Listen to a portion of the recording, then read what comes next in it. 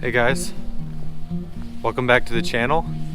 Today I'm in Cleburne State Park here in Texas, and right now it looks pretty cool. I brought the camera. I'm not really searching too hard for an image, although I'll take one if it presents itself.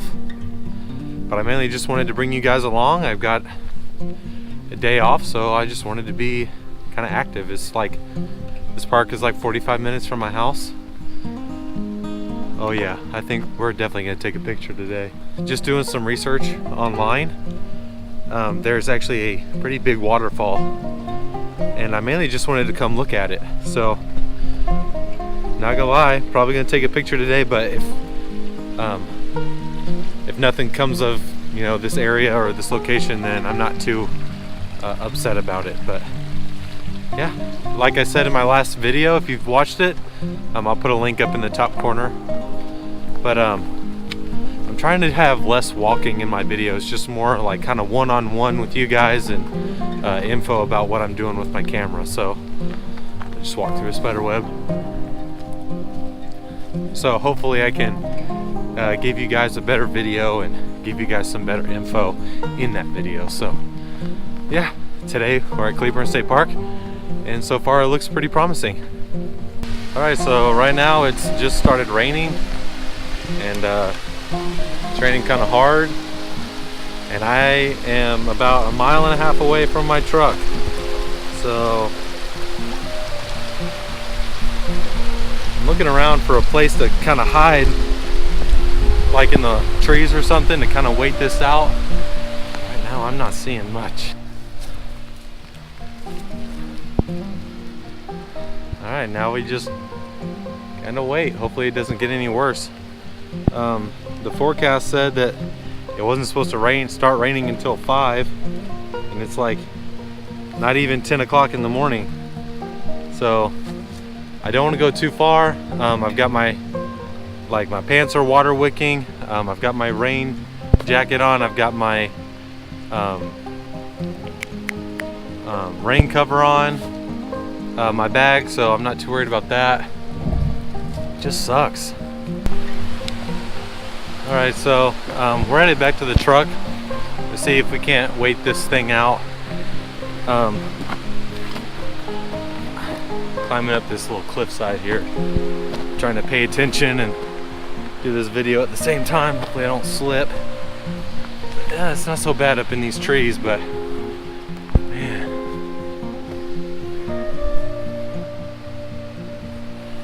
Yeah, we're gonna head back to the truck, and I don't know if I said it, but it's starting to like sleet.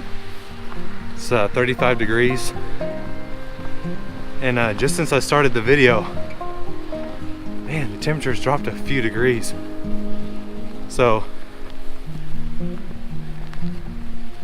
if I can find my way back to the truck, we're gonna go wait it out, or see if we can wait it out there. This doesn't seem, I guess it is, right? Oh yeah, that's definitely sleet. I don't know if you can hear it. I'm trying to hold the camera in a way that it won't get hit by water. But like, listen, that's freezing rain. Not all of it, some of it. Oh, I'm all sorts of turned around.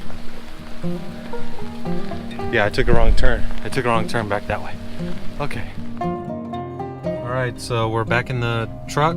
I got the heater on, I got the seat heater on, and we're just gonna see if we can't wait this out. According to the radar, it's just a small pocket of rain, and right now we're on kind of like the outside of the weather that's moving through. So yeah, we're gonna wait it out here where it's nice and warm, and I'll pick the video up when and if it stops raining. So yeah. Hey guys, just kind of inserting this little video here. I'm on my way out of the park right now, but the next segment's going to be a what's in my bag video, but there is an image at the end of the video. It's like the last maybe 5 minutes, so stick with it, or you can skip to it. That's up to you, and thanks for watching.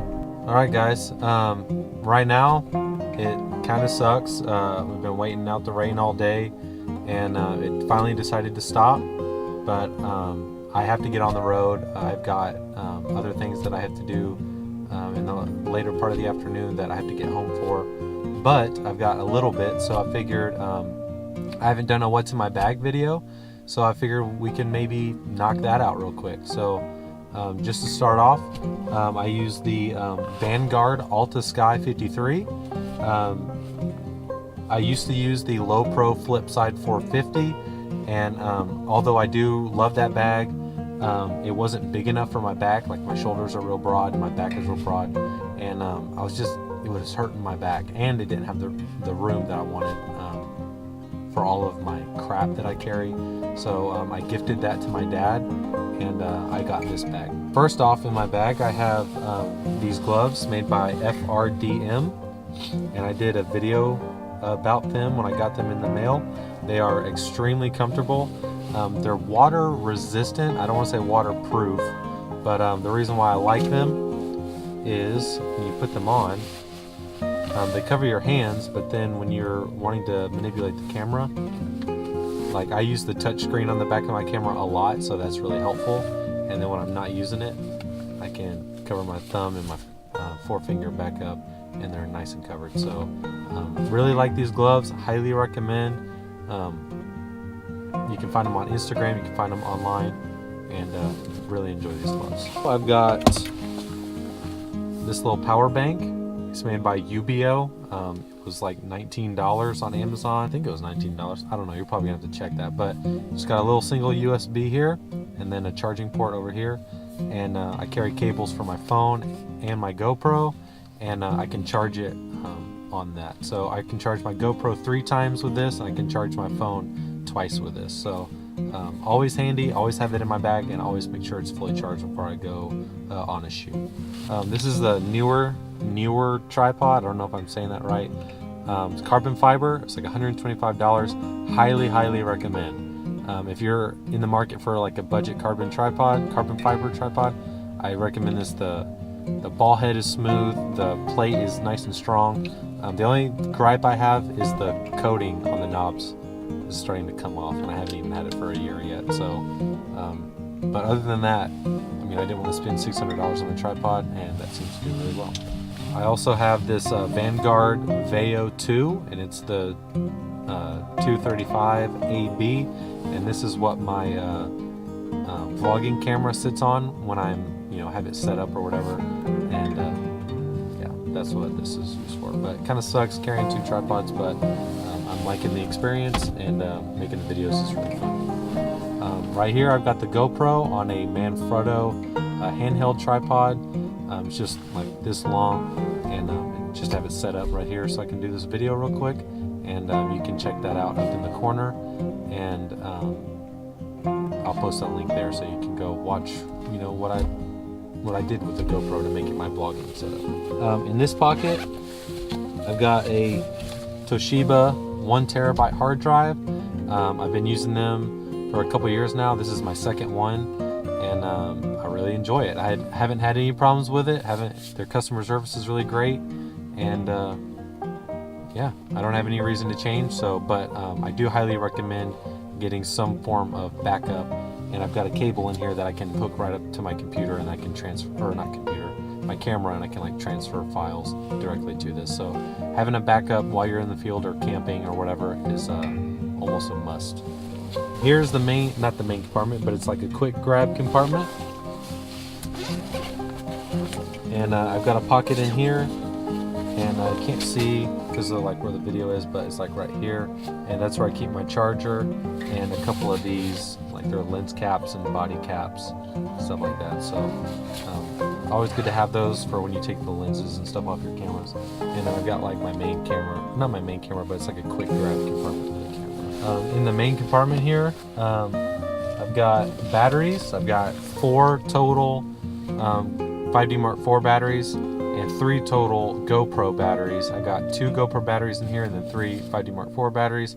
And the GoPro seems to eat up batteries pretty quick, so I always like having extras. And then when you have your main camera, it's always good to have extras for that as well. I've got a multi-tool. It's a Leatherman Mutt, And I always recommend to people to have some type of multi-tool in your kit, just because I have a L bracket on my camera, and that helps me keep it nice and tight, as well as has other tools that I may need out in the field, like pliers, screwdrivers, a knife, stuff like that. Got one of these. Goes by a lot of different names. I call it the puffy thing.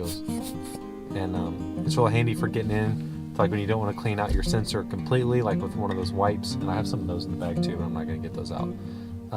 But you can just get in there. If you've got a speck of dust or whatever, you can just get in there and it helps keep it clean. So always recommend having these. And if you want a smaller print in the bag, you can take that off, turn it around just like that, and it's a lot smaller. But I don't have any problem with leaving it like this, so that's how I keep it. And then I also have one of these in my bag. It's just a charger or a wall socket, whatever you want to call it.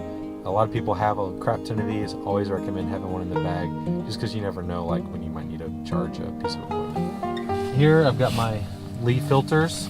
I'm not going to open it up all the way, but you can see, like, I've got my mounting system here, and then the filters go inside the pocket, and it's microfiber on the inside, so it keeps everything nice and clean. And I've got a 10-stop, a circular polarizer, a 6-stop, and then a 2-stop hard edge graduated filter. And again, highly recommend one of these. In here I've got just a cable release. Always good to have one of these when you're wanting to do like a bulb exposure if you're doing landscape photography, or not landscape, nighttime photography, or if you've got the 10-stop on. My camera can go up to 30-second exposures like natively, but I have to put it in bulb if I'm going to do anything longer than that. So with that 10-stop, that's a very regular thing. So just having that is like $5 on Amazon, definitely worth it. Saw one of these on Instagram, and the guy wanted like $25 for it, and I know how to make things out of paracord, so I got some scrap paracord that I had laying around the house and made my own. And it's just like a wristlet that you put on, and then you hook the other end to your camera. And like when I'm at events or weddings or stuff like that, this is what I hook onto my camera, just because like if you drop it, this thing helps kind of save it. So yeah, recommend having something, like if it's a shoulder strap or whatever, definitely recommend having something to like maintain the safety of your equipment. I'm not going to go through this. I don't even know if you can see it, but this is the box that I keep my GoPro in. I don't really need to go over that. This is a med kit. It's got like a tourniquet, it's got some gauze, it's got an Israeli bandage, it's got a chest seal, alcohol swabs, bandages, like burn ointment, and I've also got a rattlesnake, or not rattlesnake, a poisonous or venomous snake kit in here. And I got it's like a 3-pack, but it was water moccasin, copperhead, and rattlesnake, because those are the most common venomous snakes that you find in Texas. And they won't fully negate a rattlesnake bite or a snake bite, but it will help you get a few extra minutes that you need to get to the hospital. So they're a little pricey, but I highly recommend picking those up, just because it's just a snake bite kit and you can get like different kinds, and I got the 3 that I mentioned. So always recommend having some sort of med kit with at least a tourniquet in it, just because you never know when you might, it's a cat tourniquet, you never know when you might need it, and it's always better to have it and not need it than need it and not have it. And then for lenses, we've got the Rokinon 14mm. It's manual everything, but it's 2.8. When I mean manual everything, like the focus is manual and the aperture is even manual. I don't care about that. I grew up shooting like 35mm cameras from the 80s, and everything's manual on those. So to go ahead and save like $400 and get the manual version of a lens, I was all about that. And I mainly use this for landscape photography and nighttime photography, but small enough it always stays in my bag. Here is the Canon 70-200, and it's the f4 version, and this is the IS2. And the reason why I got the f4, when I shoot weddings and stuff like that, in events, I have 2 cameras that I use, and I have an 85 1.4 and a 35 1.4, and that gives me the focal range that I want. I don't typically shoot more than 85. I do take this with me to those events, but if it's nicely lit, I'll use it, but typically I don't. And But yeah, I got the f4 because I mainly use it for landscape photography and helped me save a few $100s. I could have saved even more money by not getting the image stabilization, but sometimes, you know, when you're in the car or whatever and you want to shoot handheld, it kind of helps have that, it helps keep that image clear just by having that engaged. So, highly recommend this lens. Everything's clear, it's nice and sharp, very, very good lens for the price.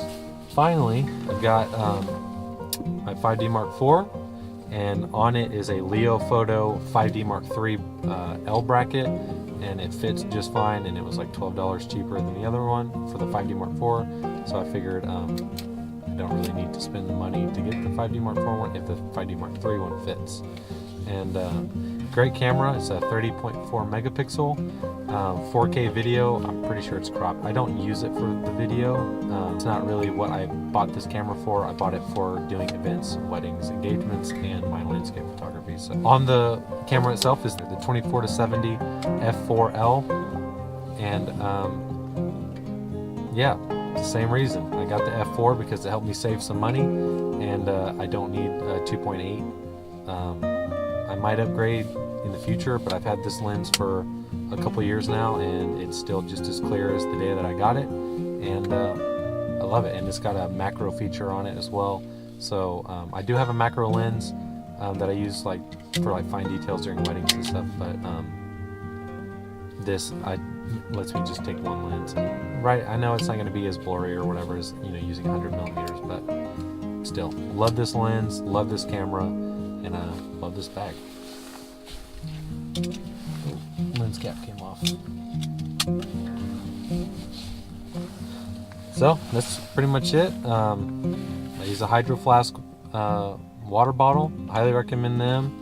And then I have a Casio Pro Trek, and got Oakley Jupiter square glasses, and then a Neewer cap. Coleman rain jacket, cheap on Amazon. And then I got a Columbia, it's not a line or anything, it's just a Columbia jacket on underneath, just kind of help with the warmth. So, sorry I wasn't able to get an image. I hope you guys enjoyed the video nonetheless. And we may not be done with this video yet. I just kind of started driving around the park and came up to this, I don't know if it's an actual overlook or what, but it's misting a little bit, it's starting to fog up. But look at that.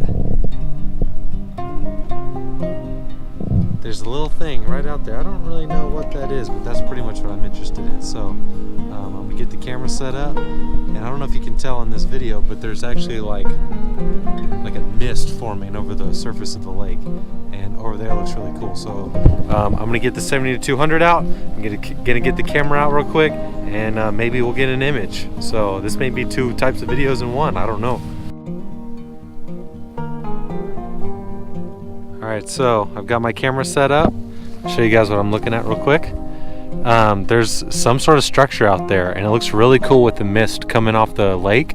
So real quick, I'm going to go over my settings with you guys.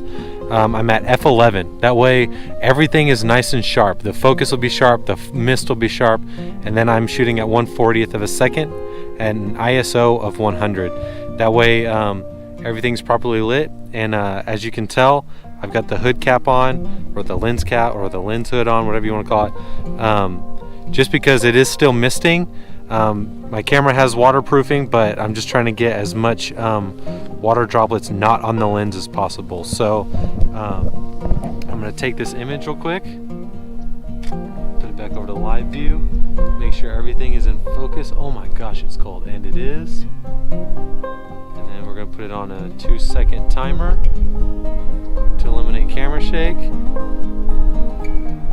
Man, I can't catch a break with these things.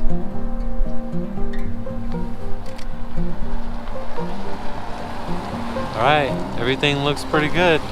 I wish, you know what, I'm gonna shoot a couple more just to see the different kinds of fog patterns we might get. And then I'm also going to do one where I bump it up all the way to f22.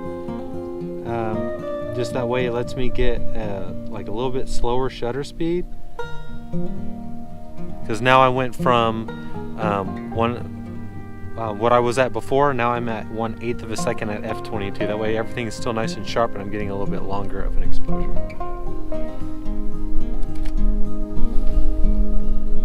Yeah, I'm happy with that. All right, let's pack it up. I'm glad we got an image, and let's go and get inside. And again, like I said, thanks for watching. Thanks for coming with me. And no matter when you watch this video, I hope you enjoy the rest of your day. See ya.